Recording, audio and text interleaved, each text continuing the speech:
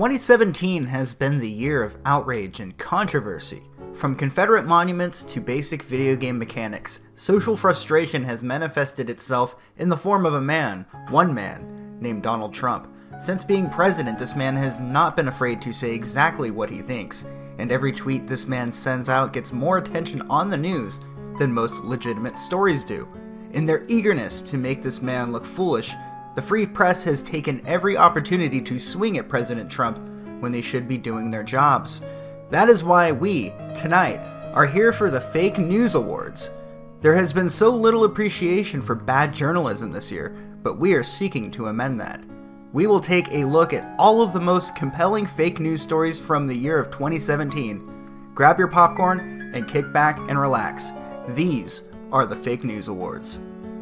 This is the Kekistan flag. It's a fictional country that was created by 4chan users. It mimics the German Nazi war flag with a logo replacing the swastika, and it's a symbol of white nationalism. Ruffalo is used to working under pressure. The Vietnam War veteran served 7 years as a member of the nation's first Navy SEAL team.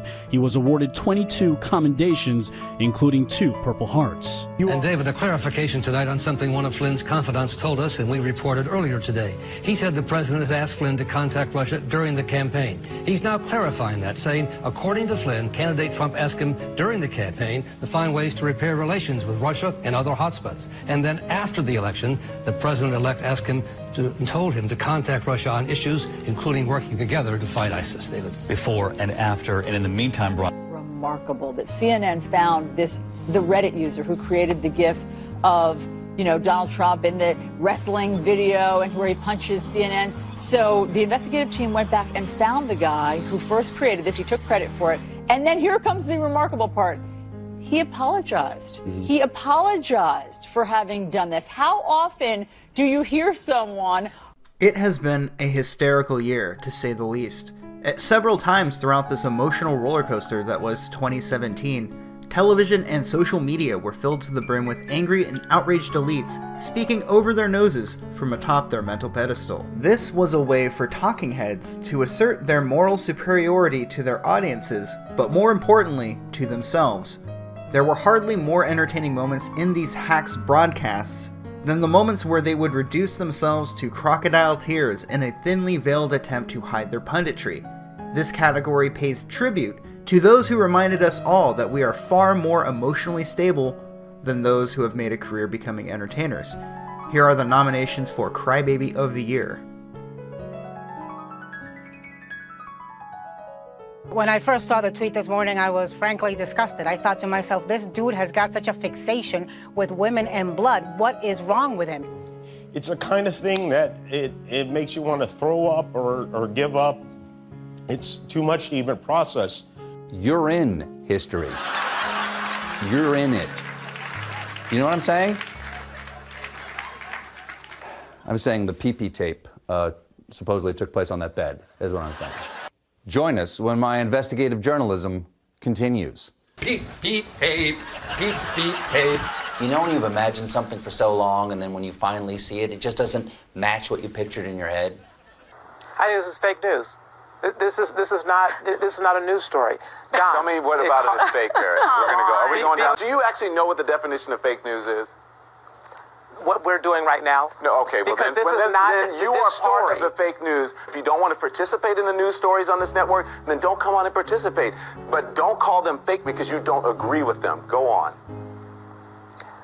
Don, this is a fake news story, in my opinion, because the underlying Paris, assumption thank you very much, everyone. That... Thanks, everyone. Thanks for watching. Have a great weekend. Good night, all. Thanks, Don. And the winner is Jimmy Kimmel. I think it's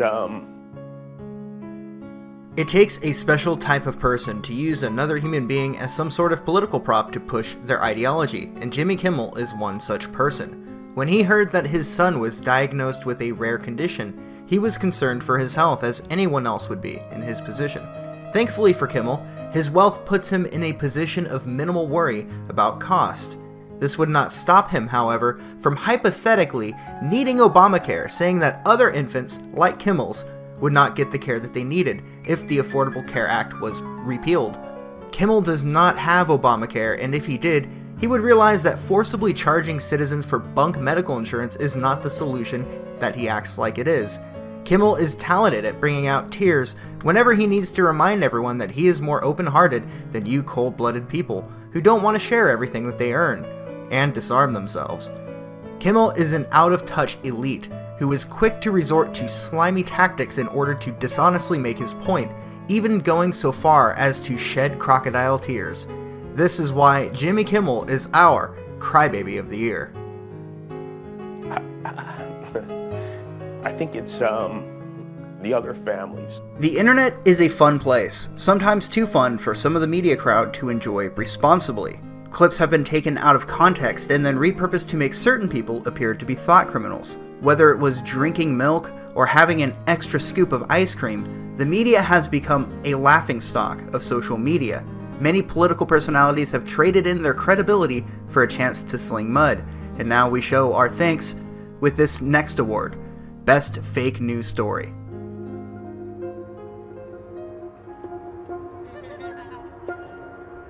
I paid for this.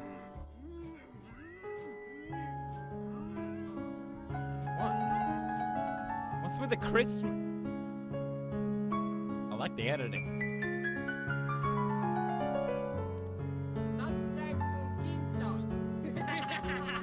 With the salad course, Trump is served what appears to be Thousand Island dressing instead of the creamy vinaigrette for his guests.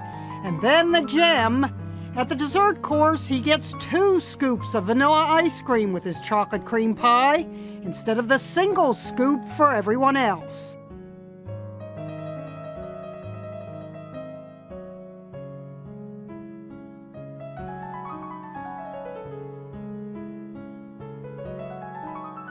This is the Kekistan flag. It's a fictional country that was created by 4chan users. It mimics the German Nazi war flag with a logo replacing the swastika, and it's a symbol of white nationalism that's used in alt-right memes. And the winner is the Wall Street Journal. What is there to say about a hit piece that single-handedly brought the adpocalypse upon YouTube content creators? This was around the time that demonetization started going out in droves, and also the same time when advertisers pulled out of running ads on YouTube, out of fear of being associated with whatever random video that their ad played before. The Wall Street Journal delivered a massive blow to the new media by attacking the revenue stream, and since then, the online media world has yet to recover fully. This is how much impact fake news can have. Next, we have Best Fake News Network Bias Award. Each news agency has become a parody of itself, endlessly obscuring fact to support their preferred narrative. Fox has their God Emperor, CNN has their Queen Clinton, but neither has a set of journalistic ethics that the public wants to support. While each network has many good and hard-working people to keep them going, the organization itself is nothing more than a propaganda machine for their sponsors. It is because of this that we are here to determine the network that has demonstrated the most open disdain for the truth. These are the nominees for the Best Fake News Network Bias Award.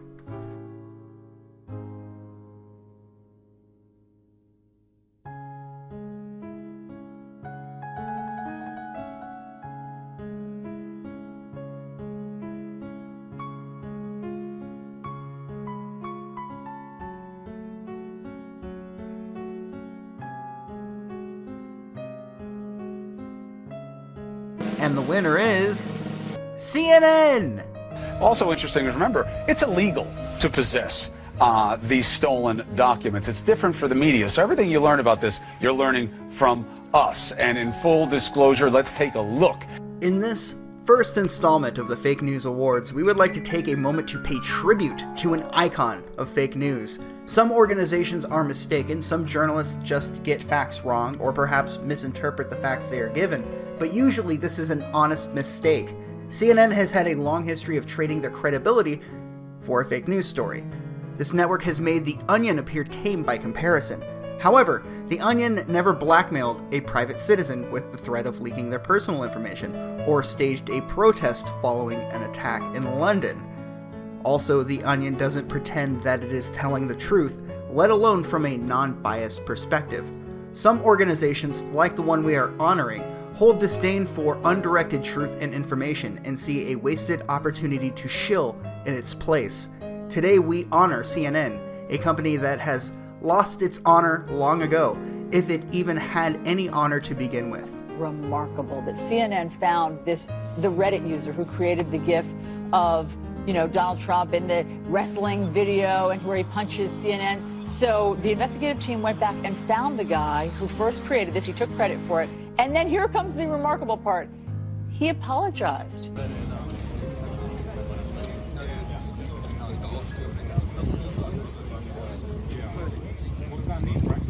Do you know anything about the attacker? We don't. It was reported to me that he's actually not from this community. Apparently, his name was released as Sam Hyde. That was the name I was given. Hold on, I'm trying to get you a rope.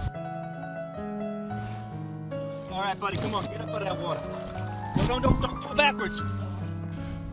We just literally rescued this guy out. You can see his car, John. I don't know, Brian, are you working on that video? This man just accidentally drove into a ravine that looked like a road, didn't it? Yeah. That just about brings us to the end of this award show.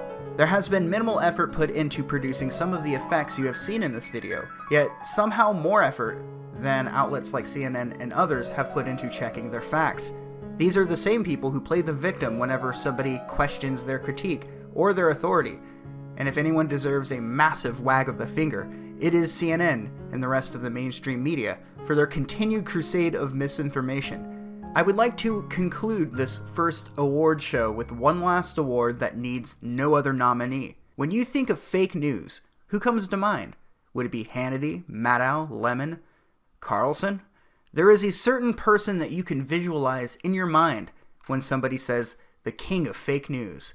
There is no other man that could take this title than CNN's White House correspondent, Jim Acosta.